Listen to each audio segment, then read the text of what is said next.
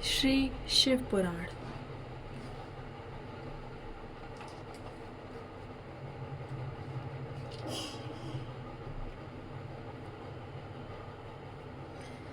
महेश्वर का ब्रह्मा और विष्णु को अपने निष्कल और सकल स्वरूप का परिचय देते हुए लिंग पूजन का महत्व बताना। नंदिकेश्वर कहते हैं, तदनंतर वे दोनों ब्रह्मा और विष्णु भगवान शंकर को प्रणाम करके दोनों हाथ जोड़ उनके दाएं बाएं भाग में चुपचाप खड़े हो गए। फिर उन्होंने वहां साक्षात प्रकट पूजनीय महादेव जी को श्रेष्ठ आसन पर स्थापित करके पवित्र पुरुष वस्तुओं द्वारा उनका पूजन किया।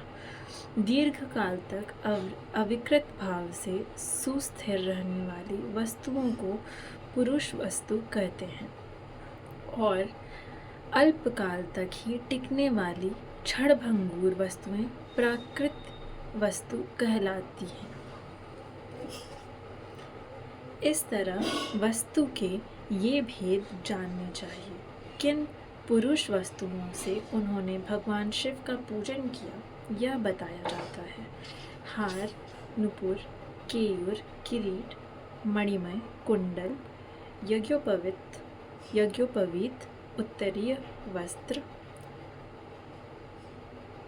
पुष्पमाला, रेशमी वस्त्र, हार, मुद्रिका, पुष्प, तांबुल, कपूर, चंदन एवं अंगुरू का अनुलेप, धूप, दीप, श्वेत छत्र, व्यजन, ध्वजा, चंवर तथा अन्यान्य दिव्य उपहारों द्वारा जिनका वैभव वाणी और मन की पहुँच से परे था, जो केवल पशुपति परमात्मा के ही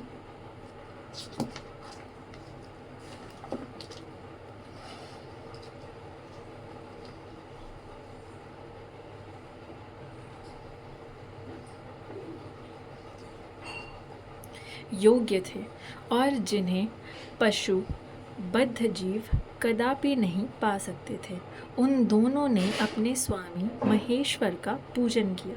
सबसे पहले वहाँ ब्रह्मा और विष्णु ने भगवान शंकर की पूजा की। इससे प्रसन्न हो भक्ति पूर्वक भगवान शिव ने वहाँ नम्र भाव से खड़े हुए उन दोनों देवताओं से मुस्कुरा कर कहा।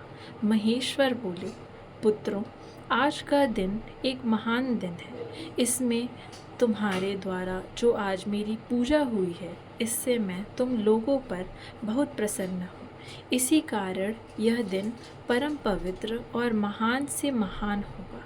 आज की यह तिथि शिवरात्रि के नाम से विख्यात होकर मेरे लिए परम प्रिय होगी। इसके समय में जो मेरे लिंग, निष्कल अंग, आकृति से रहित निराकार स्वरूप के प्रतीक, वेर सकल साकार रूप के प्रतीक विग्रह की पूजा करेगा, वह पुरुष जगत की सृष्टि और पालन आदि कार्य भी कर सकता है।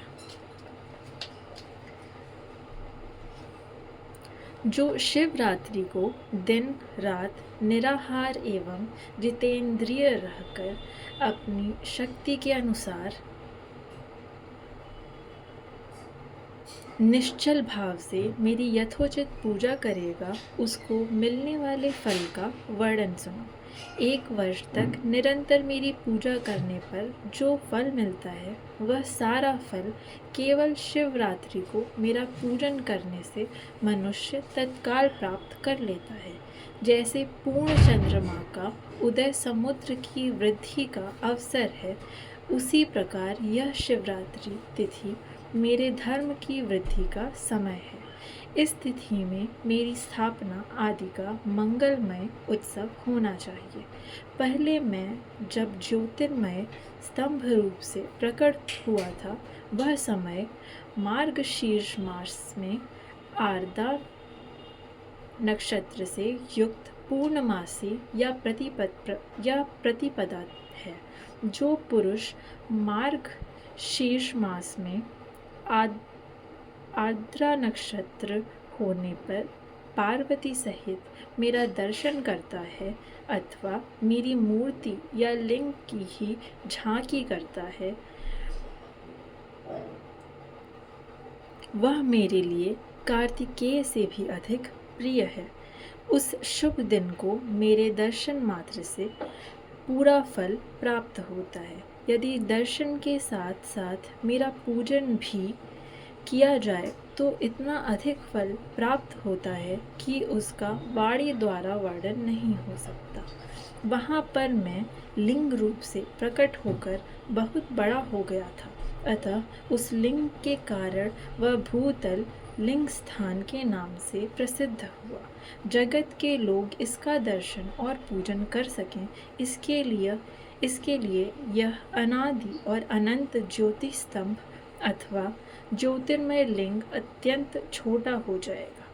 यह लिंग सब प्रकार के भोग सुलभ कराने वाला तथा भोग और मोक्ष का एकमात्र साधन है। इसका दर्शन, स्पर्श और ध्यान किया जाए तो यह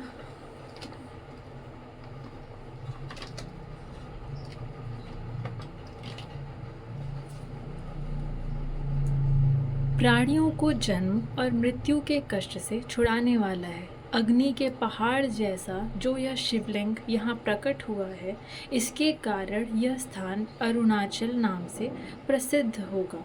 यहाँ अनेक प्रकार के बड़े बड़े तीर्थ प्रकट होंगे।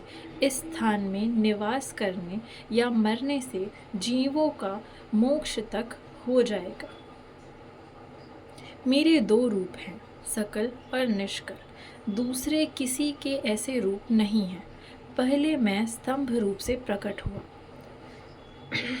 फिर अपने साक्षात रूप से ब्रह्म भाव मेरा निष्कल रूप है और महेश्वर भाव सकल रूप है। ये दोनों मेरे ही सिद्ध रूप हैं। मैं ही परब्रह्म परमात्मा हूँ।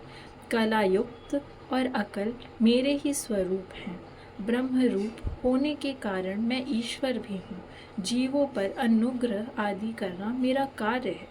ब्रह्मा और केशव मैं सबसे बृहत और जगत की वृद्धि करने वाला होने के कारण ब्रह्म कहलाता हूँ। सर्वत्र समरूप से स्थित और व्यापक होने से मैं ही सबका आत्मा हूँ। सर्ग से लेकर अनुग्रह तक आत्मा या ईश्वर से भिन्न जो जगत संबंधी 5 कृत्य हैं, वे सदा मेरे ही हैं। मेरे अतिरिक्त दूसरे किसी के नहीं हैं, क्योंकि मैं ही सबका ईश्वर हूँ। पहले मेरी ब्रह्म रूपता का बोध कराने के लिए निष्कल लिंग प्रकट हुआ था। फिर अज्ञात ईश्वर तत्व का साक्षात्कार कराने के निमित्त मैं साक्षात जगदीश्वर ही सकल रूप में तत्काल प्रकट हो गया। अतः मुझ में जो ईश तत्व है उसे ही मेरा सकल रूप जानना चाहिए, तथा जो यह मेरा निष्कल स्तंभ है वह मेरे ब्रह्म स्वरूप का बोध कराने वाला है। यह मेरा ही लिंग चिन्ह है। तुम दोनों प्रतिदिन यहाँ रहकर इसका पूजन करो। यह मेरा ही स्वरूप है और मेरे सामीप्य की प्राप्ति कराने वाला है। लिंग और लिंगी में नित्य अभेद होने के कारण मैं इस लिंग का महान पुरुषों को भी पूजन करना चाहिए। मेरे एक लिंग की स्थापना करने का यह फल बताया गया है कि उपासक को मेरी समानता की प्राप्ति हो जाती है। यदि एक के बाद दूसरे शिवलिंग की भी स्थापना कर दी गई तब तो उपासक को फल रूप से मेरे साथ एकत्व सायुज्य मोक्ष रूप फल प्राप्त होता है। प्रधानतया शिवलिंग की ही स्थापना करनी चाहिए। मूर्ति की स्थापना उसकी अपेक्षा गौण कर्म है। शिवलिंग के अभाव में सब ओर से सवेर मूर्ति युक्त होने पर भी वह स्थान क्षेत्र नहीं कहलाता। अध्याय 5 समाप्त।